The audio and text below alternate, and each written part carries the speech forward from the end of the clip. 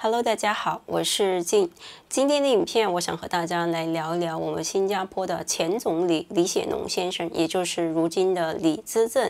他在几天前接受一个访谈的时候说的一段意味深长的话。与此同时，我也想通过他的表述去和大家谈一谈我对他这个背后的深意的理解，以及他所影射的新马两地乃至于台湾社会的一些普遍的现象。话不多说，我们先来看一下他的原影片。同文同种同宗同祖，为什么不同意？ Now in Singapore we belong here. We think this is who we are, but at the same time, individual Singaporeans could belong in many other places. What makes you decide you want to be here and this is your home? And it can't just be the char kway teow or the durian. It has to be something deeper. And that takes time to build up. We are not a Chinese country. We are a multiracial country which happens to have a Chinese majority. Even quite recently, some of them would say to us, 同文同种同宗同祖，为什么不同意？ Very often we can agree, we work together, but sometimes we have to disagree, and you have to understand, well, we have different national interests. And if you don't understand that, then you cannot be a Singaporean. You cannot have a Singaporean identity. We encourage a hawker center culture. It's one of the forums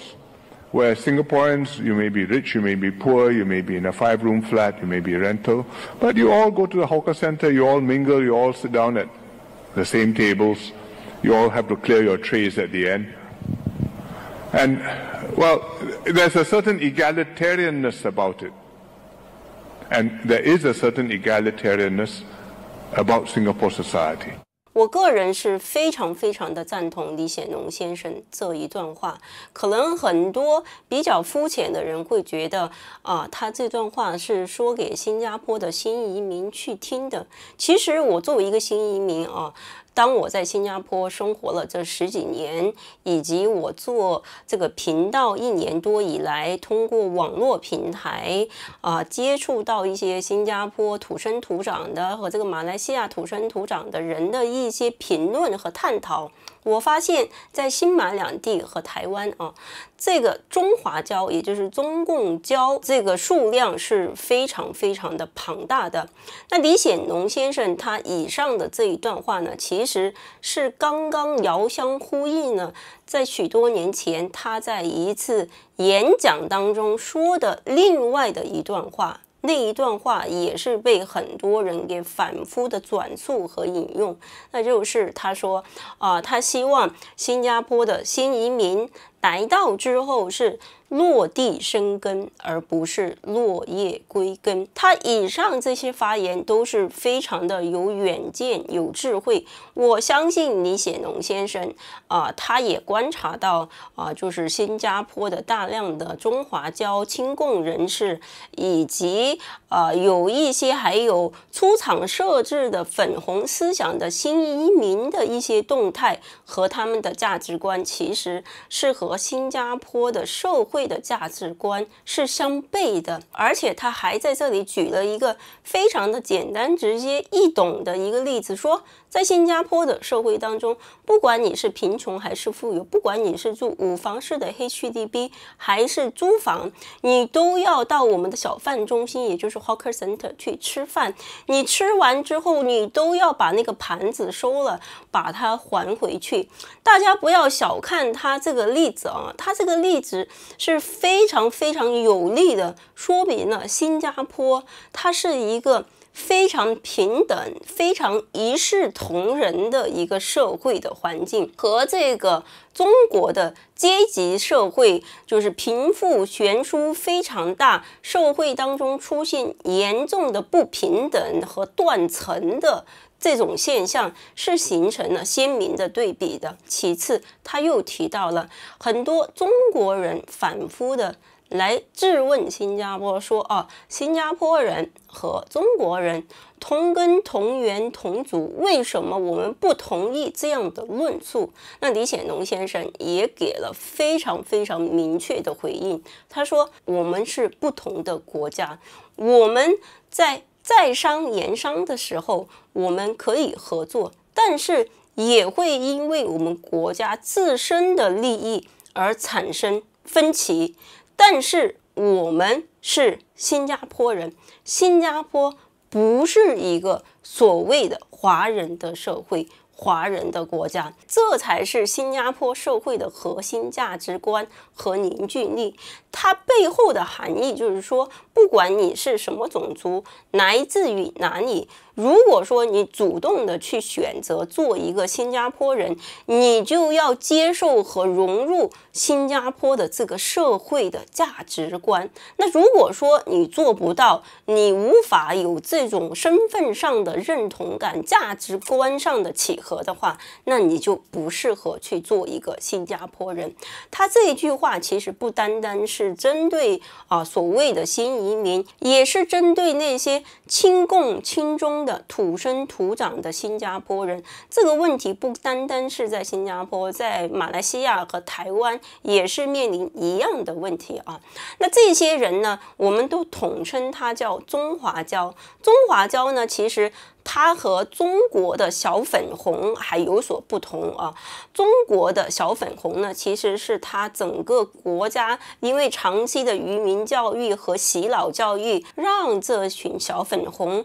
就变得狂妄自大又无知到处去出征。但是在新马两地和台湾这些中华椒们，他们从小就是出生在一个民主自由、信息非常流通的国家和社会当中。在这样的情况下，为什么还是制造出来这么多中华椒呢？去主动的选择中共的 propaganda 粉饰太平。这个东西其实涉及到一个核心的问题，是我在以往谈论所谓的华人、所谓的传统文化、儒家思想的时候，反复和大家讨论过的问题。那如果说你是我这个频道的老观众，应该都知道我在以前的影片当中是反复的重复、反复的去提醒新马两地和台湾的这些中华椒们，其实他们都是陷入了一个中共为他们精心编制的所谓的文化的想象的共同体当中。他这个共同体就是通过他所谓的泱泱的5000年的文化，都和中共这个邪教捆绑在一起，把这些所谓的传统文化都据为己有。我经常会看到有许多新马两地的中华椒和台湾的具有大中华主义的人来说你去反传统文化、反儒家思想是太极端了，是不对的。我们应该做的是去其糟粕，留其精华。他们以上的论述呢，其实在某种程度上如果传统文化没有被中共这样绑架捆绑在一起的话，我是可以接受的。确实传统文化它是有一些可取之处的，但是你们要知道中共是非常的狡诈和阴险，非常巧妙的把这个政党居然和这几千年的文化捆绑在一起了。中共现在在做的是试图用党去代表所谓的泱泱5000年，所谓的一切的传统文化，这是中共在做的。但是很多海外的中华椒和台湾的这些大中华主义的人，他分不清什么是文化，什么是党，什么是国，他把这一切都混为一谈呢。他觉得如果说你爱传统文化的话，你就必须的要爱中共，要爱中国，要爱中国人，不管他们做出什么样变态卑劣的事情，我们都要无条件的爱他。这是为什么呢？因为中共在过去的70几年当中非常狡诈的把这些东西揉成一体了，但是这些人呢是没有办法去区分开来的。所以说现在我们在反共的时候，就不得不被迫使的去反他的传统文化。他这个传统文化当中是有很多被中共利用到出神入化的文化点的，譬如说这个华人、中华民族这个概念。我想郑重的提醒一下海外的华族，我为什么不说华裔或者是华人？因为这个世界上根本都没有华人这种人种。华人和中华民族，但凡是你了解一点点历史，都应该知道，这个是由梁启超创造出来的虚拟的概念，就是为了去凝固中国和中国以外的全部的华族的这个在世界上的凝聚力。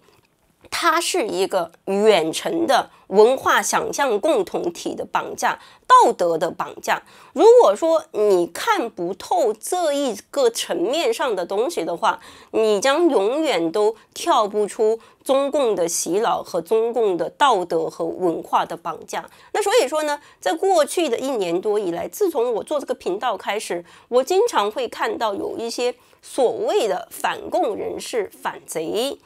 在他的影片当中反复的把新加坡叫做华人之光、华人的国家。他这种行为啊，其实就是中共大外宣的行为，就正中下怀，就是中共一直在对海外的华族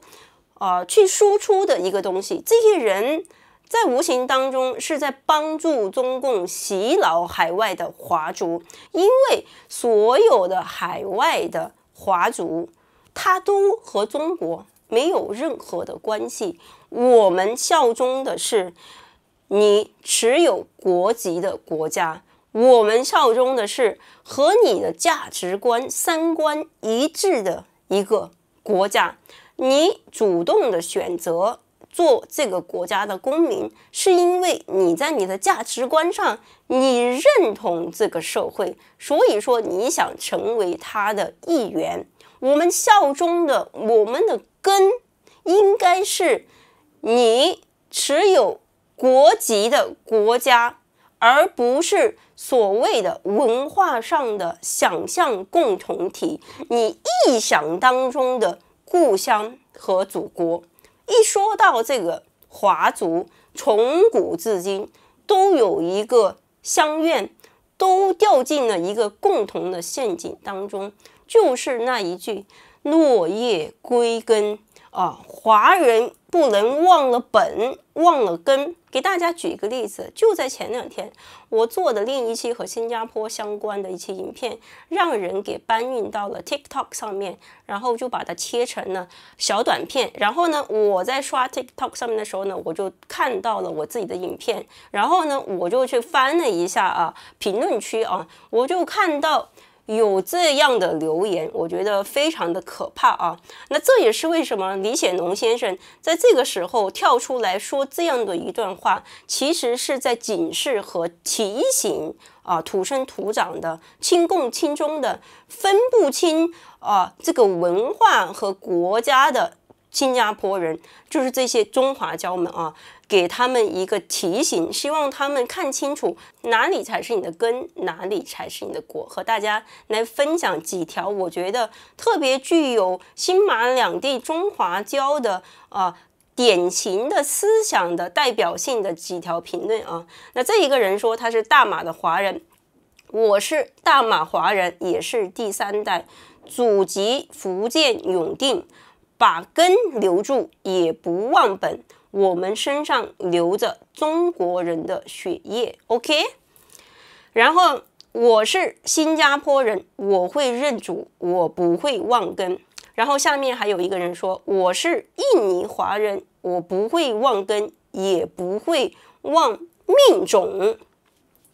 以上这几条留言呢，其实就可以非常全面的去展示这就是新马两地和印尼华族对中国对中共的普遍性的一个态度，就是说他们骨子里面是把中共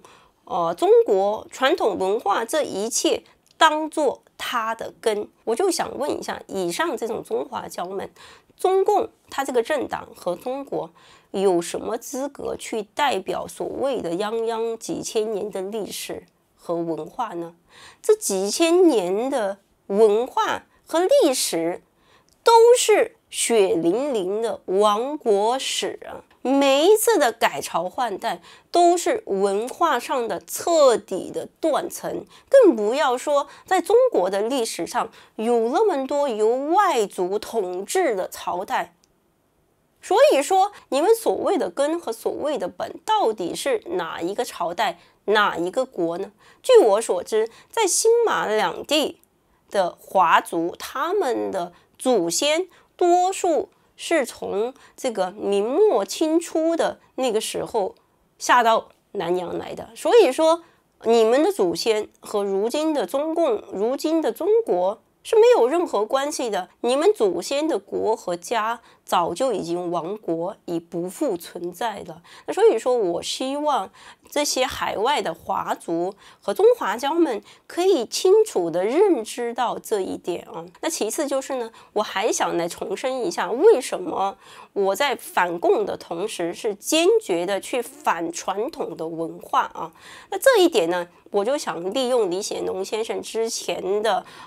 著名言论“落地生根”，而不是落叶归根。落叶归根呢，它这个词语是一直在远程绑架海外的华族和这一些中华胶们，也是深陷其中无法自拔。那我们就来讨论一下这个落地生根到底出处在哪里呢？我还专门去查了一下啊，我以前还真不知道它这个出处是在哪里。落叶归根这一词的典故是来自于唐代高僧慧能的语录“落叶归根，来时无口”，收录于唐代《景德传》登录当中。它比喻万事万物都有其最终的归宿，也是指客居他乡的人最终会回到他的故乡。这就是为什么我要坚决反传统文化的原因。这就是一个典型的让我嗤之以鼻的传统糟粕的文化。更加可怕的是，这些东西正在无形当中被中共给利用，去文化绑架，去洗脑海外的华族。事实证明，中共做得非常非常的成功，远程的制造出了这么多的中共教。即使说把这些血淋淋的事实摆在他们面前，他们也会选择性的失明，这个也是非常的可怕。他们就是中共在海外的小粉红，海外的战狼团。更加可怕的是，他们还试图去传播这样的文化和思想，去渗透当国的这个社会价值观和文化。其实它是从一个社会层面上去分裂，这个是一个非常非常可怕的事情啊。那所以说，如果说我们现在不出来阻止这样的事情继续发展的话，那可能在未来中共可能不用吹灰之力，不用一兵一卒，就可以通过这些海外的中华胶统治全世界了。因为它是一种好像思想上的病毒一样嘛，你一旦认同之后，你就很难逃脱出它这个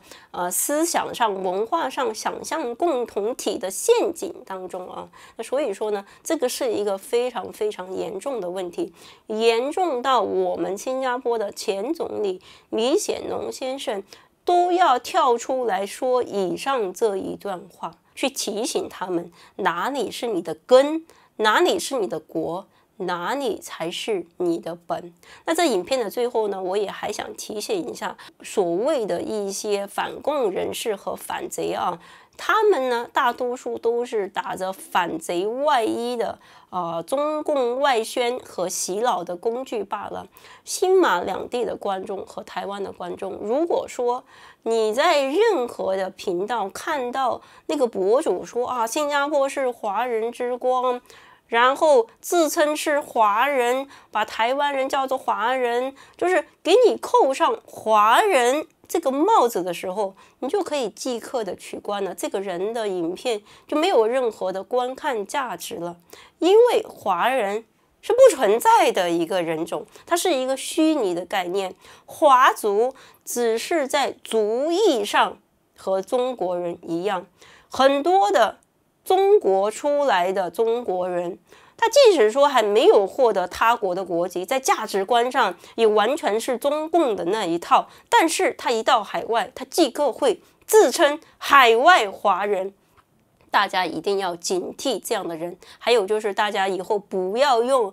海外华人、马来西亚华人、新加坡华人去自居了。你是新加坡人，你就是新加坡人；马来西亚人就是马来西亚人；台湾人就是台湾人，不需要去加一个华人的后缀，因为这就是一个洗脑和文化绑架的陷阱，大家千万不要掉入中共的陷阱当中。OK， 好了，以上是今天全部的内容，我们下期见，